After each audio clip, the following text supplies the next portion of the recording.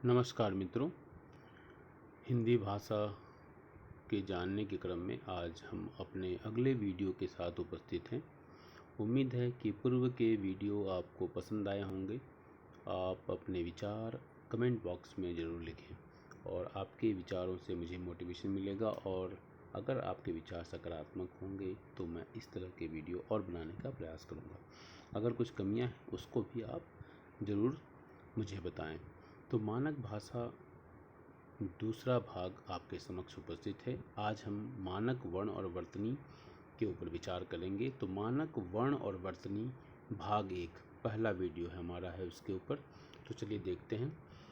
हिंदी निदेशालय, केंद्रीय हिंदी निदेशालय के अनुसार मानक हिंदी वर्तनी के कुछ मुख्य बिंदु हैं।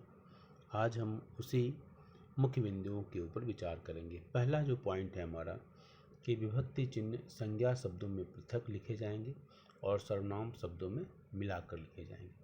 अब विभक्ति चिन्ह यहाँ लिखा गया है आपके स्क्रीन पर। विभक्ति चिन्ह संज्ञा शब्दों में पृथक, अगर संज्ञा शब्द है तो उसके साथ वो अलग लिखा जाएगा, लेकिन सर्वनाम शब्दों के साथ वो मिलाकर लिखा जाएगा। तो इस बात को हम जरा एग्जाम्पल के माध्यम से देखने का प्रयास करेंगे। तो आपके स्क्रीन पर जैसे एग्जाम्पल दिया गया है, संज्ञा शब्द है रमेश, तो रमेश के साथ जब विभक्ति चिन्ह आएगा, ने विभक्ति चिन्ह है यहाँ पर, तो रमेश ने अलग अलग लिखा गया।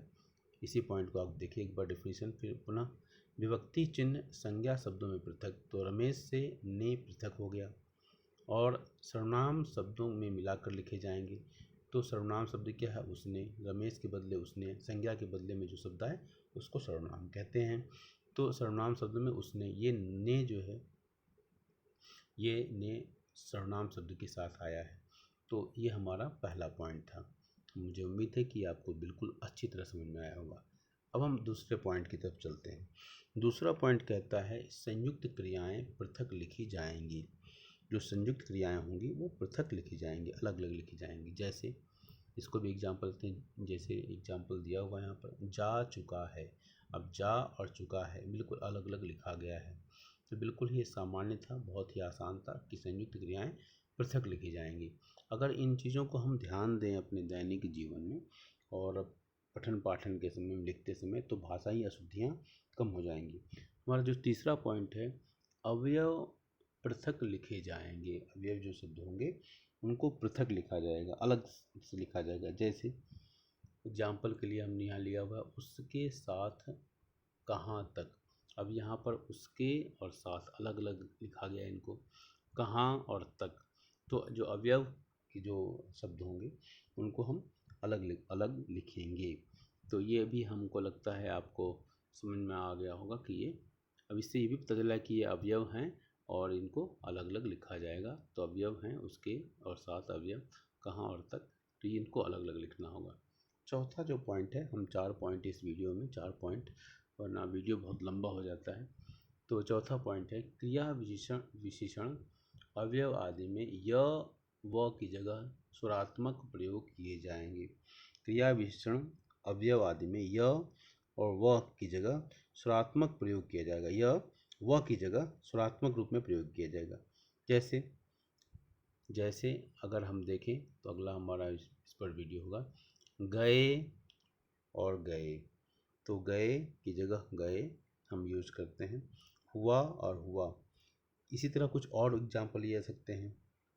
जैसे किए, अगर हम लिख लें किए, और कुछ और एग्जाम्पल लें, आए, आए,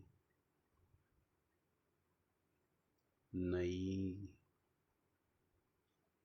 इसी तरह कुछ और एग्जाम्पल ले लेते हैं, हुआ, हुआ,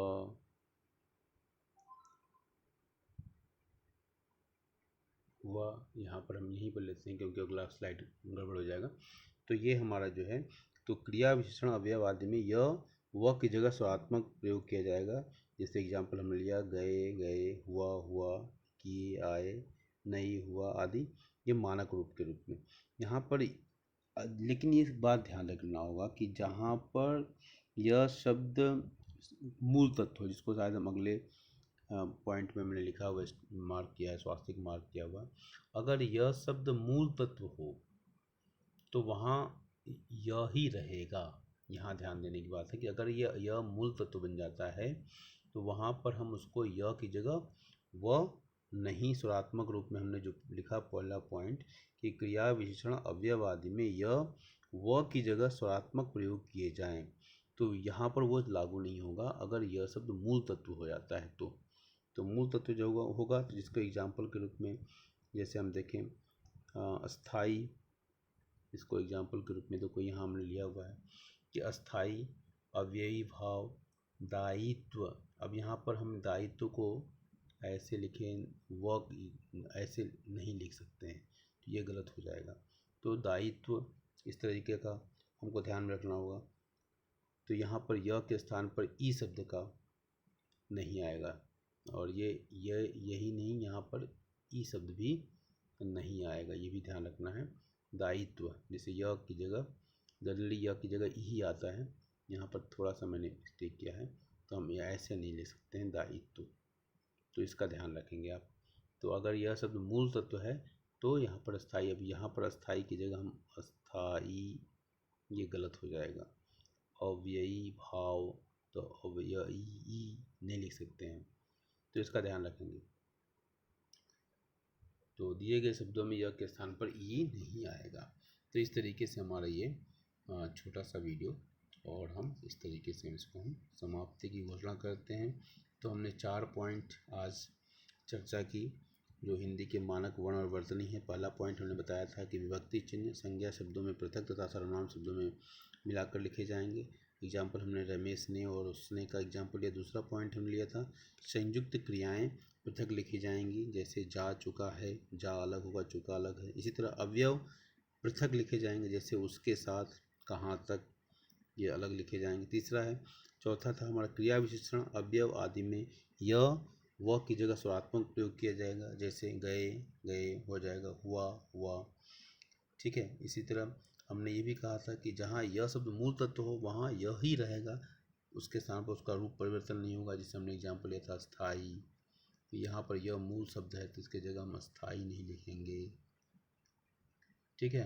इसी तरह कुछ और ले लेते हैं हम स्थाई। इसी तरह हमने बताया कि अव्ययी भाव, यहाँ पर यह मूल तत्व है अव्ययी भाव, तो यहाँ पर हम व कुछ इस तरह का लिखना चाहें तो गलत हो जाएगा।